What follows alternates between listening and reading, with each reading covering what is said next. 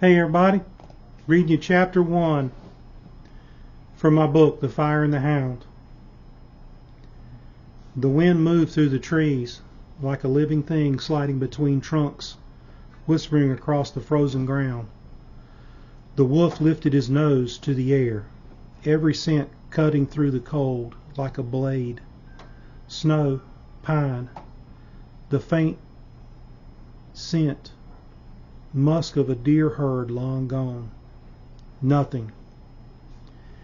He hadn't eaten in 3 days. The world around him was nothing but hunger and silence. The pack had split after the chase, the young ones too desperate, the old ones too tired. He had run until his lungs burned, until the blood on the snow lost its smell, and he was alone. The sky had that endless gray look that came before a storm. Clouds sagged low, full of cold and weight, the kind of winter that erased tracks and ended lives. He padded deeper into the pines, paws pressing through the crust of ice, fur dusted white. His ribs ached from the hollow inside of him. The world offered him nothing. Not a mole, not a rabbit, not even the sound of wings. He stopped and listened. The forest had voices if you knew how to listen to them. Snow creaked, wind talked. Somewhere far off, a branch cracked and fell. But no heartbeats, no life, only the ache of winter. He turned towards the mountains. There was shelter there. Caves, dry stone, maybe bones of some old kills. He could last another day, maybe 2, if he found something dead before he froze to death. A raven followed him for a while, black against the white, but it kept its distance. It laughed at him once, sort of a dry rattle, before flying ahead. Ravens always know when death is close. The wolf's breast steamed as he climbed. The pines thinned, giving way to rocks glazed with ice. Below him he saw a world of white. Rivers were solid. Valleys looked asleep. And he was about to give up when the wind changed. Something new rode on it. Sharp and strange. Not a deer, not an elk, but it was a smell he knew, and he understood it well. It was smoke. He froze, his ears forward. That smell had no place in the forest. He'd smelled it before, miles away, when the pack had found blackened trees and strange bones that smelled of meat and ash. They had avoided it. The young ones had whimpered. The elders had turned back. But hunger erases fear. The wolf lowered his head and followed the scent. It grew stronger every step, curling through the air like a trail of heat. Beneath it came something else, the smell of meat, burned, salted, and rich. His mouth watered. His heartbeat quickened.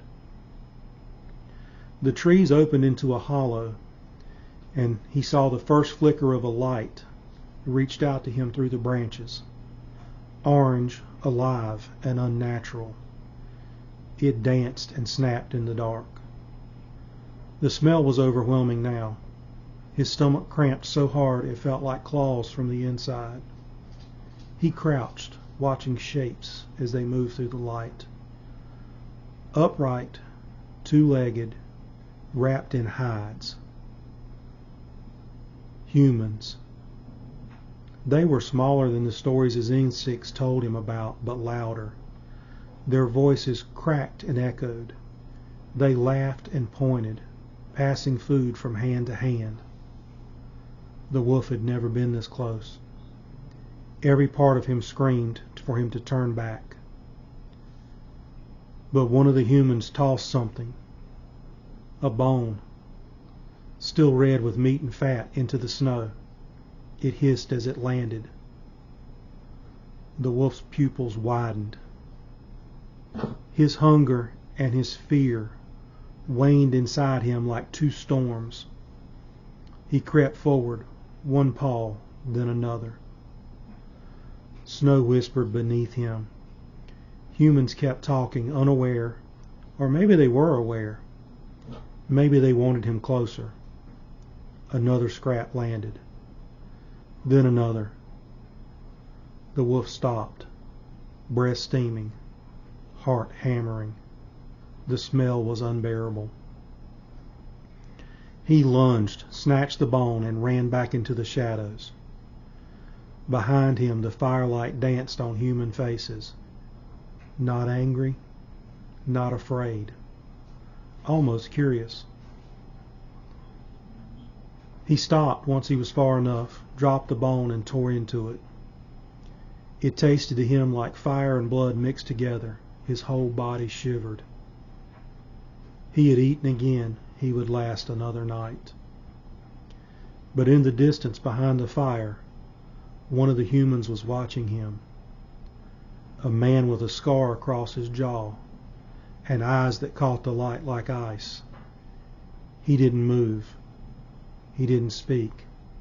He only smiled. And though the wolf didn't yet understand, the world had just changed. Two predators had seen each other and decided not to run. Fire and the Hound, Chapter 2. The Campfire. The fire was alive. It breathed and crackled and whispered. Not like wind or water, but something new. Something that chose to live. The wolf watched from the trees, eyes reflecting the orange light. Every instinct told him to stay hidden, yet hunger and curiosity had learned to share the same body. He came again the next night, and the night after that. Always the same. Scraps of bone were thrown into the dark, soft voices and laughter that didn't sound like threat. The humans had begun to expect him. Some pointed. One, the scarred man, would always be the one to feed him. He was taller than the rest, broad shoulders. The others moved when he moved. His scent carried no fear. The wolf didn't yet realize or understand leadership, but he knew this one mattered. Each night the distance between them shrank, a few steps at a time. On the fifth night, the wolf stayed in the open. The firelight painted his fur in gold and shadow. The humans spoke in their strange rhythm, their words low and slow. One of the women, with hair braided with feathers, hummed while she worked. The sound was like a stream under ice. The scarred man tore a piece of meat from his meal and tossed it close. The wolf flinched but didn't run. He stepped forward, teeth bared just enough to remind him he was a wolf. He ate slow, eyes never leaving the man. The man didn't move. When the meat was gone, the wolf lingered. The warmth of the fire had reached him. It was a warmth different from the sun. It didn't fade when night drew deep. He stretched closer and cautious until the edge of the heat brushed his nose. It didn't burn, not yet. He sat watching the flames as they twisted and rose, mesmerized. The man looked at him, not as prey, not as a rival, but something familiar.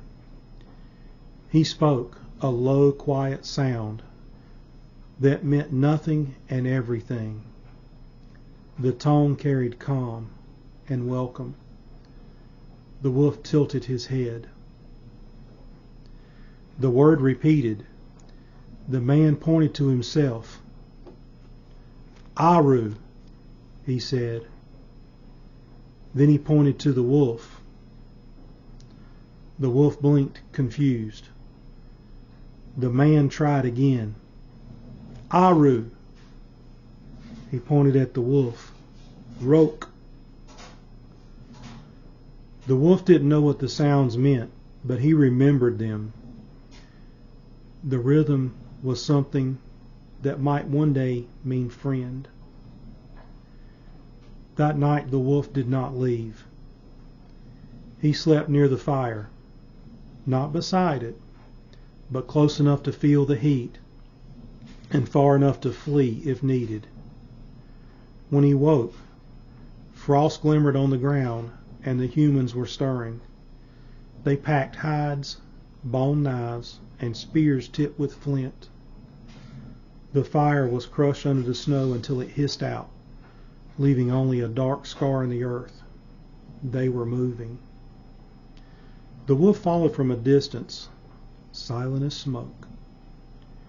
As he watched them walk through the valley, strange creatures, fragile but clever. They didn't see with their noses or hear whimpers from the forest, yet they survived. That was power too.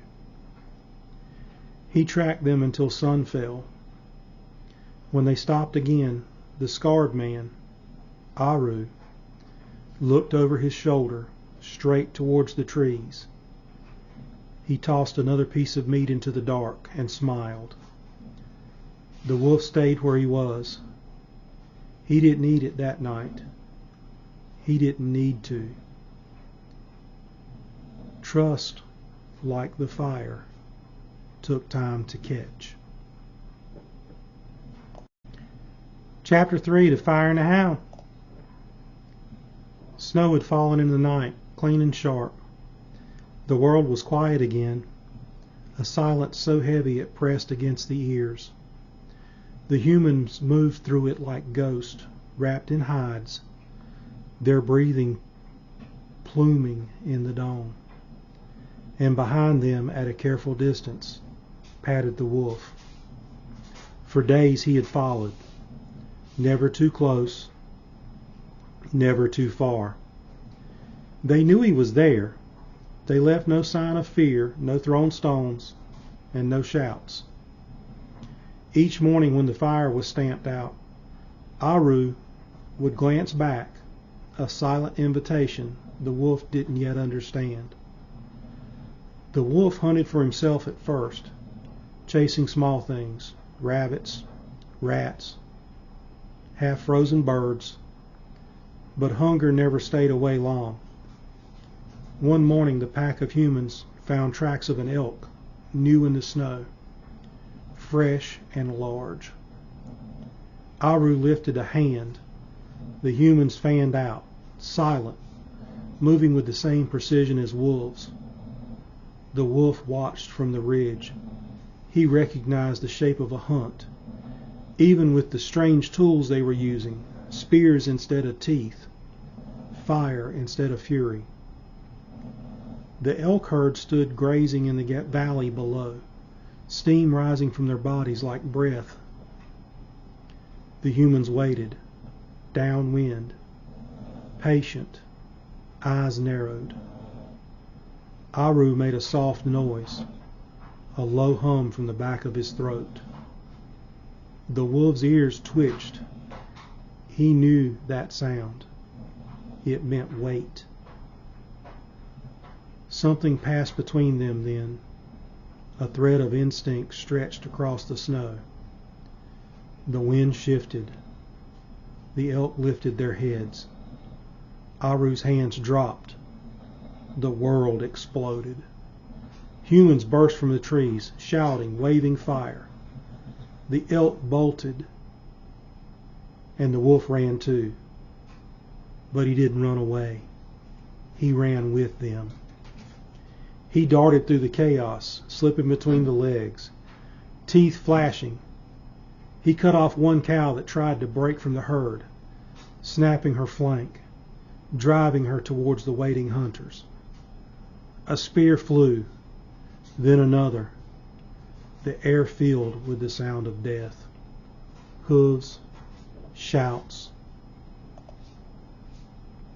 and the final breath of prey.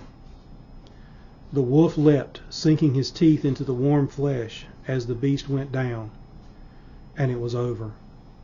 The valley smelled of iron and smoke. The humans stood around their kill, panting, blood steaming on their hands. Aru turned. The wolf stood 10 paces away, muzzle red, chest heaving. The humans looked to their leader, waiting to see what he'd do. Aru did not raise a spear. He didn't shout. Instead, he knelt in the snow, cut a strip from the carcass, and tossed it towards the wolf. The wolf didn't hesitate. He stepped forward, slow and certain, took it from the snow between them. No running this time, no fear. They respected each other. Only the rhythm of breath and the smell of victory shared. The others watched in silence. The woman with feathers in her hair murmured something, the first word of a language no one had spoken before. Roke, the word for wolf. And so it began, not with chaos, not with training, with a kill, a name, and a promise. The wolf lay beside the fire that night, closer than ever before. Aru's hand rested half on the spear, and the wolf's paw rested near his foot. 2 hunters, 1 flame. For the first time in history, the forest had 2 hearts, beating as one. The Fire and the Hound, Chapter 4. Blood and Trust. The snow melted slowly, turning to mud where the fires had burned. The air smelled of wet earth, smoke, and something else. The coming of spring. In the first time in weeks, humans smiled easily. The hunt had gone well.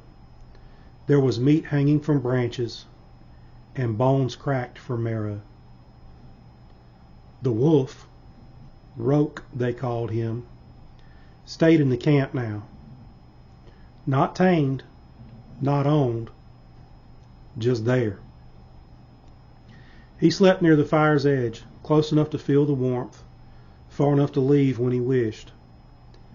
The children crept near him sometimes, laughing and bold, tossing bits of bone and hide. He'd watch them, slow golden eyes, patient, quiet, neither threat nor pet.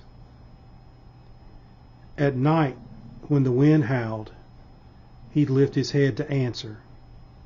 It wasn't the full cry of wolf anymore, not quite. It was something in between worlds. One morning before dawn, the sound came again. Not his voice this time, but another. Distant, sharp, familiar. A pack's howl. Roke froze, ears twitching towards the ridge. The call came again, closer now, and beneath it he could hear the language of wolves. Where are you? Why do you hide among them? Come back. The humans stirred in their shelters. Aru rose, spear in hand, scanning the darkness. Wolves appeared at the edge of the trees. Lean, gray shadows moving as one. They were his old pack, the survivors. They saw him instantly. The alpha female barked a command, low and guttural. Roke stood, his tail lifted halfway, torn between submission and defiance. The pack fanned out. Their eyes shone like wet stone. They knew what he smelled like now. Human. Aru shouted. The hunters gathered. They grabbed spears and formed a line. Spears raised, the wolves circled, snarling. But it was a standoff. Two tribes, both made of hunters, both sure of their claim to the forest. The alpha lunged, rope midair. They hit the ground in an explosion of teeth and snow. The pack howled. The humans yelled. It was total chaos. Roke fought with everything he had. She was faster, stronger, and fueled by betrayal. But he had learned something new. Not to fight for just himself, but for them. Aru's spear flashed through the dark, missing by inches the alpha female. She clamped her jaws down on Roke's shoulder. He yelped, spun, and bit down hard. Not on her throat, but her leg. He didn't want to kill her. He drove her back. Blood hit the snow, red against white. The pack hesitated, their leader limping and growling, confused. Aru stepped forward, firebrand in one hand, spear in the other. The light flared, orange, alive, and terrifying. The wolves broke and vanished into the trees, their howls fading into the distance. Silence fell again. Only the crackle of the fire and Roke's panting. He staggered, blood on his fur. Aru approached slowly, lowering his spear. The wolf bared his teeth once. It was a reflex, then sagged to the ground.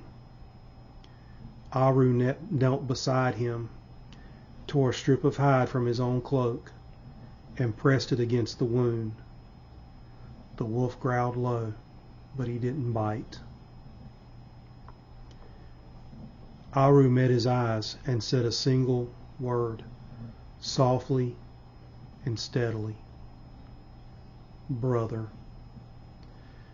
The tribe murmured, some fearful, some awed, but no one stopped him.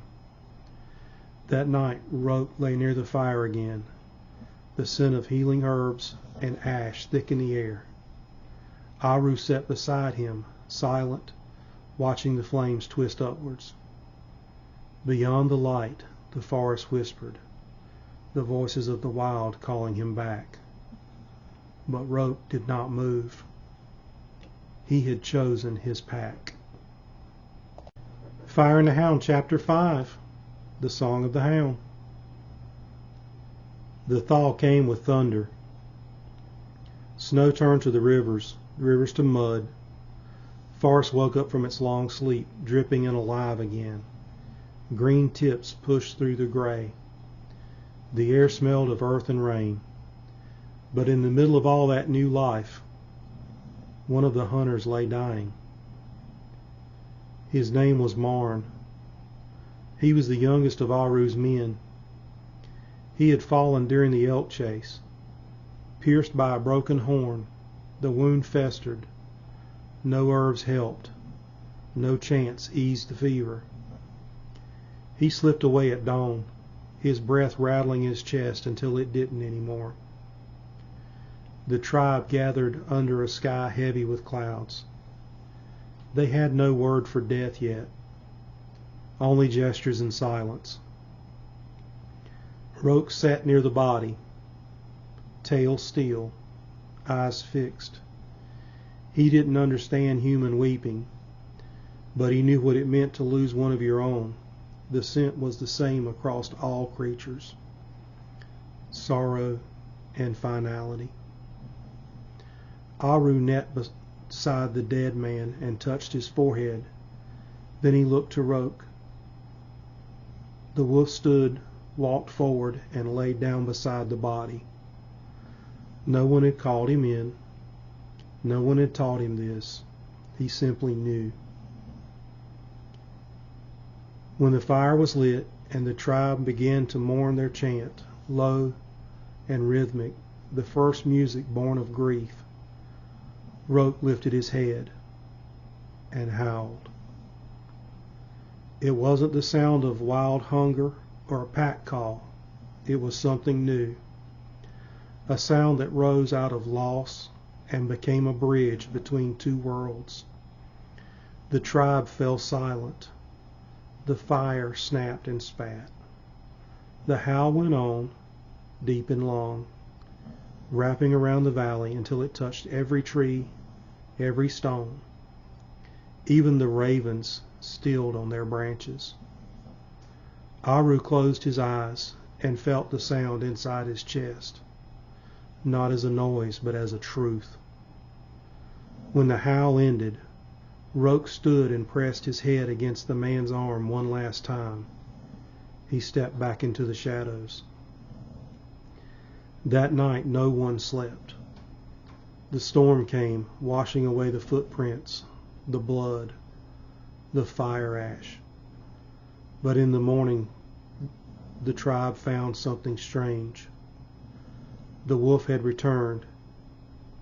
He had dragged branches and brush along with the place Marn had fallen, covering the scent of death. Aru stared at the mound, rough, clumsy, but deliberate. He understood.